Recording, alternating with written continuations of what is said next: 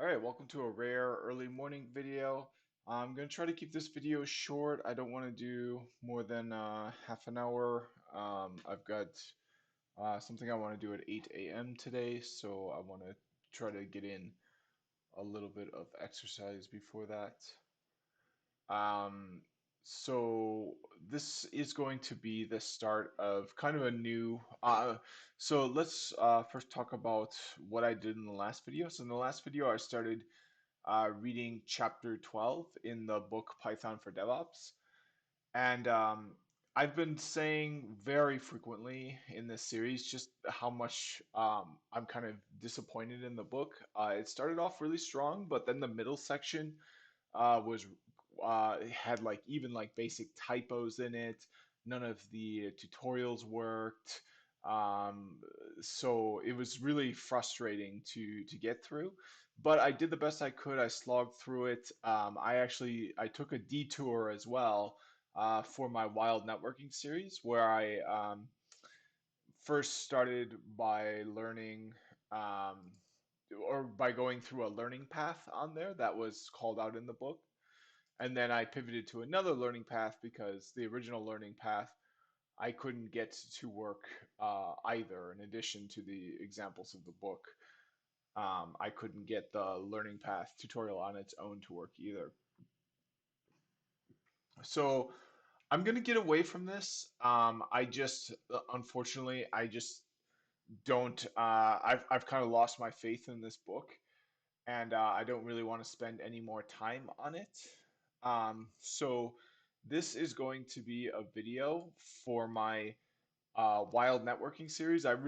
That's really my favorite series that I'm doing on here. Well, aside for the JNCIESP study, this I think is the best thing I've done on this channel is making my public my study for that exam public because I was using public materials. But we're gonna stick to that concept, and we're gonna use public materials. I'm gonna abandon this real Python public materials because it's just it's just a tutorial that was originally published years ago, and um, it's so let me. Sorry, I'm not like super well prepared to make this video. Long story short, we're going to read RFCs. RFCs are the source. So we'll start by reading the Wikipedia page. So a request for comments, RFC, is an individually numbered publication in a series from one of a small group of bodies, most preeminently the Internet Engineering Task Force, IETF, the principal technical development and standards setting body of the Internet. So obviously from that description, reading RFCs is really the best way to get down straight to the source and really learn in depth a wide variety of um, internet concepts. So, so this is what we're going to do as part of this wild networking series. And I think this is what I'm going to focus on going forward for this channel is just reading RFCs on this channel. I think that's primarily what I'll be doing for the foreseeable future. So I want to work my way through. If we go down to status, we can see that not all RFCs are standards. Each RFC has assigned a designation with regard to status within the Internet standardization process. This status is one of the following: informational, experimental, current best practice, standards track, or historic. Okay, so the standards track documents are further divided into proposed standard and internet standard documents. Only the IETF, represented by the Internet Engineering Steering Group, can approve standards track RFCs. If an RFC becomes an internet standard, an STD, it is assigned an STD number and retains its RFC number. The definitive, I guess they're called STIs now. So maybe if you're younger and watching this, you might not understand why I laughed there. The definitive list of internet standards is the official internet protocol standards. Previously, STD1 used to maintain a snapshot of the list. Okay, but that's previously, it does not do that anymore. I gotta take a quick break. I'll be back shortly. All right, I'm back. Sorry for that pause. We're at the 5 minute mark now. So as I said, I want to keep this short. I want it to be a 15-minute, half an hour video. Now, I did already do an RFC on this channel. I read the entire RFC for BGP. So you can see I did that in 13 parts. And you can see each part took me significant time. On average, I guess it looks like each part has taken me at least an hour. So already with 13 parts, that's 13 hours. And you can see most took me an hour and a half or 2 hours, and the ones that took me less than 1 hour are few and far between. So I'd say I spent probably around 26 hours, definitely over 20 hours, just reading a single RFC. So that's kind of why I've been shying away from this, and I'll put my headphones back on. I saw the audio level, it was picking up audio, so I don't think that audio was lost. But I've been shying away from just reading RFCs because I was kind of horrified by just how long it took me to read the BGP RFC. But the BGP RFC is like a foundational RFC that really has a lot of great information in it. I actually, in my professional life, uh, was able to apply what I've learned from the RFC, and then when I'm talking about a concept, it was really helpful for me because I'm not just this random crazy person making claims. I can actually follow up or in the chat post a direct link to the RFC that is the source of the knowledge I'm sharing. So I found that to be very useful.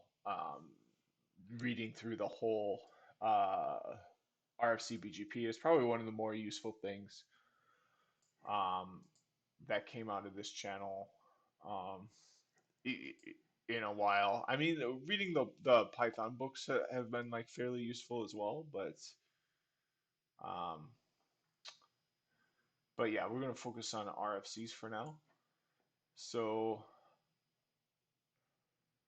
now I kind of wanna, huh?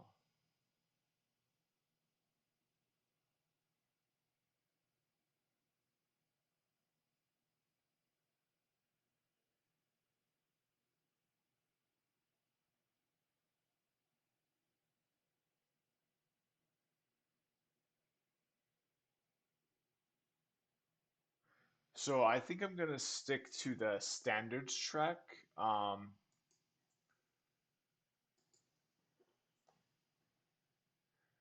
yeah,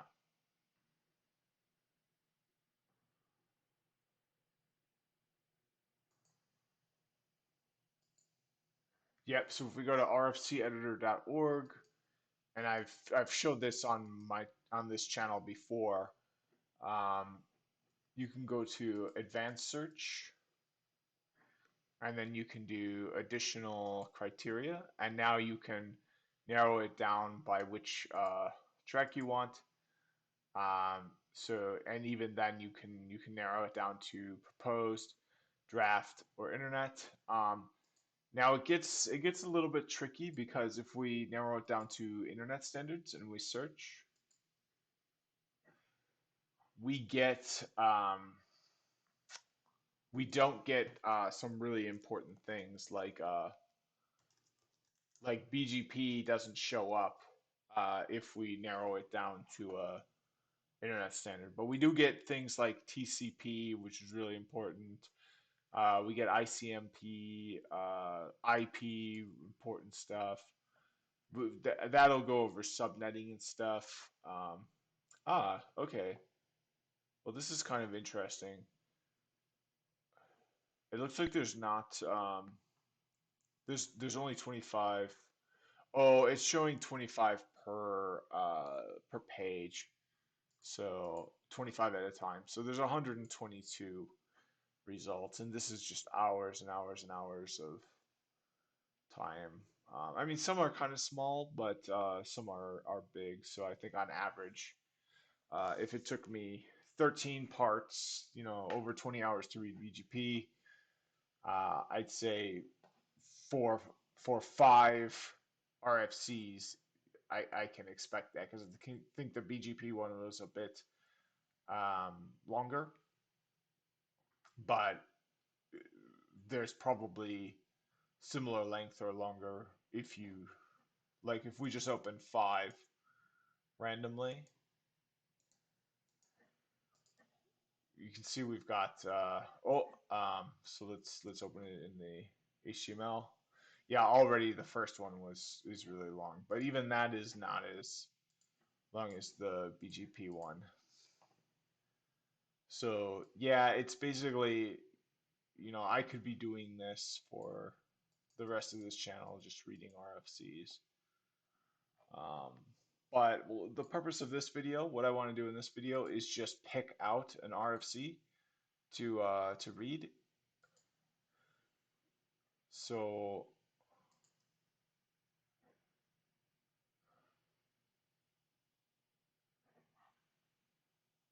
now these are proposed standards.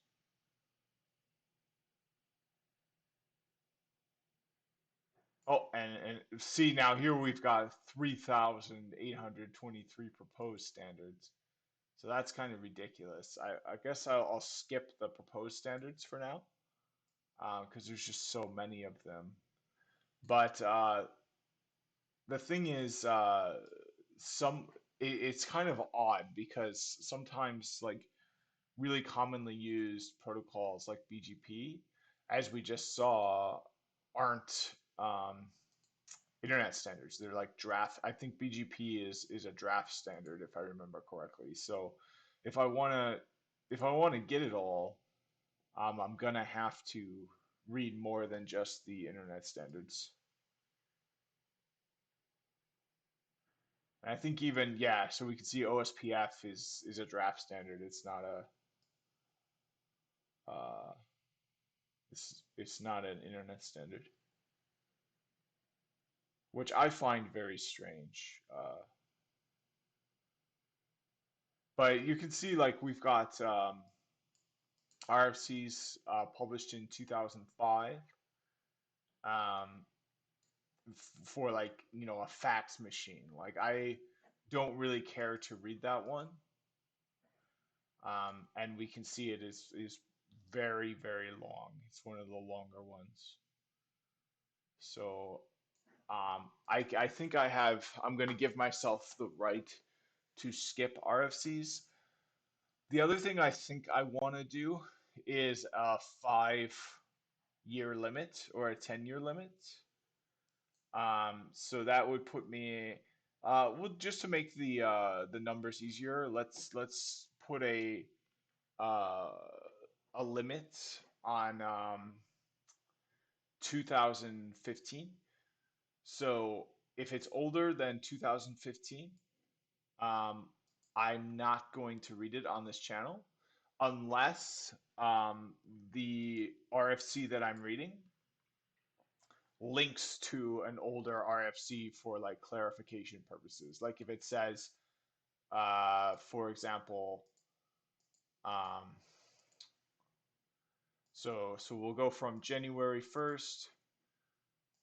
2015, and then we'll do any standard, and we'll search for that. Oh, and then we have to select today. So today is October 2021.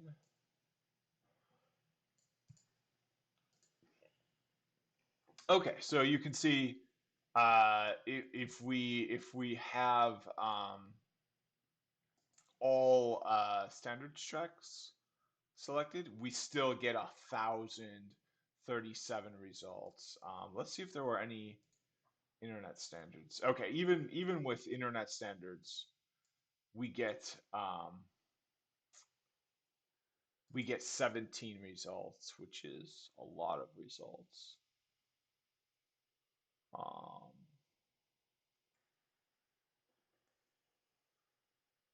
okay, but you can see we've got a lot of pretty interesting and relevant things.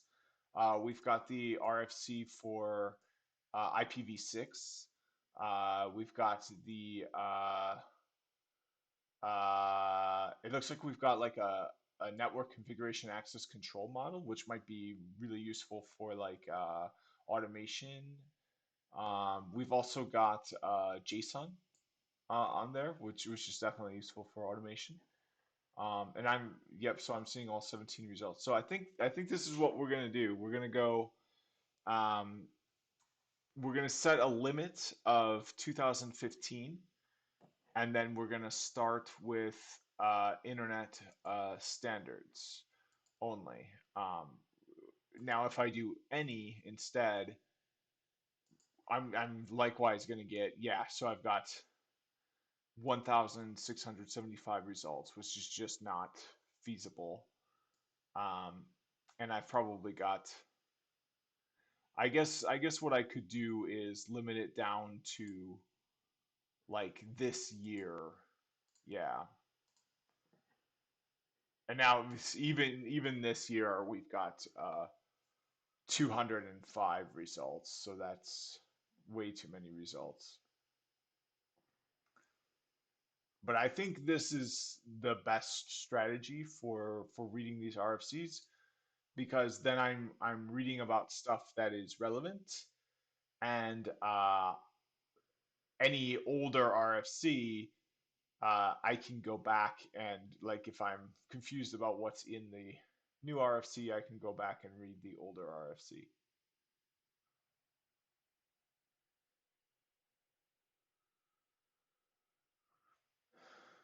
Okay, so that's going to be my rules for this is depending on the filtering I'm doing, the oldest I can go back unless it's related to a newer RFC is 2015. So like if I'm reading a RFC from 2015 and it's about BGP and I'm forgetting the details of BGP, then I can go and read any RFC I want about BGP, regardless of when it was published.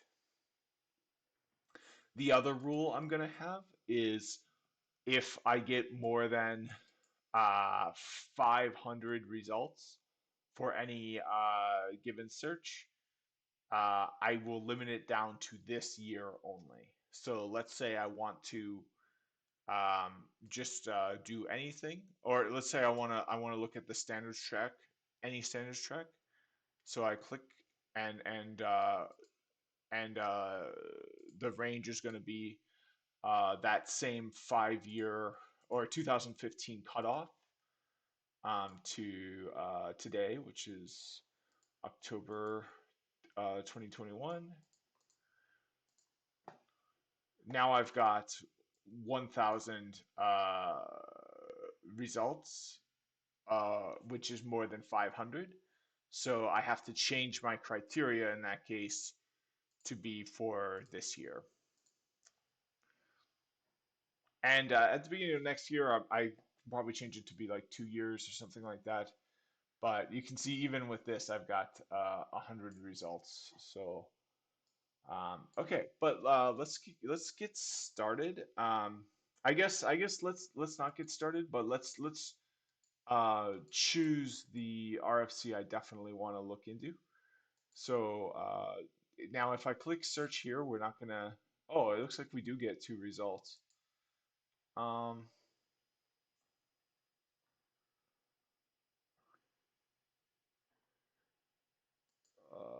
let's see here. Yeah, if I search for any, we get 122 results with stuff that just isn't gonna be necessary. But let's search for let's keep that to 2015 range. I think that's good. I'm a little bit worried that it's either uh, not historical enough or not recent enough. Like I'm wondering if I'd be better with a range of 2018 or of like uh, 2010 or something like that. But 2015 is a nice round number, so we're going to stick with that.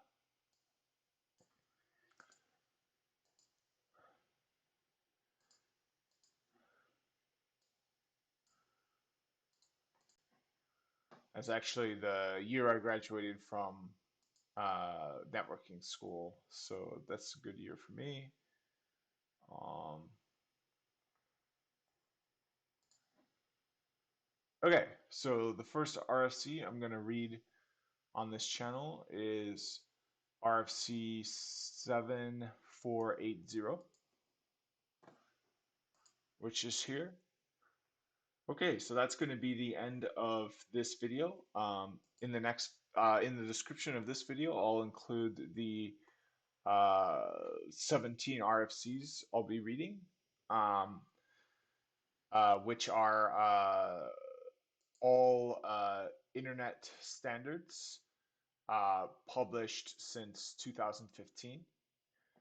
Um, and then, so when was IPv6? IPv6 was 2017. That's interesting. Oh no, IPv6 was, yeah, 2017. And it's obsoletes. Oh, okay, obsoletes. Oh, yeah, I was about to say, like, I thought our IPv6 was around like in the 90s. Okay, so yep, that's going to be it for this video. Thanks for watching, and I'll see you in the next one where I read RFC 7480.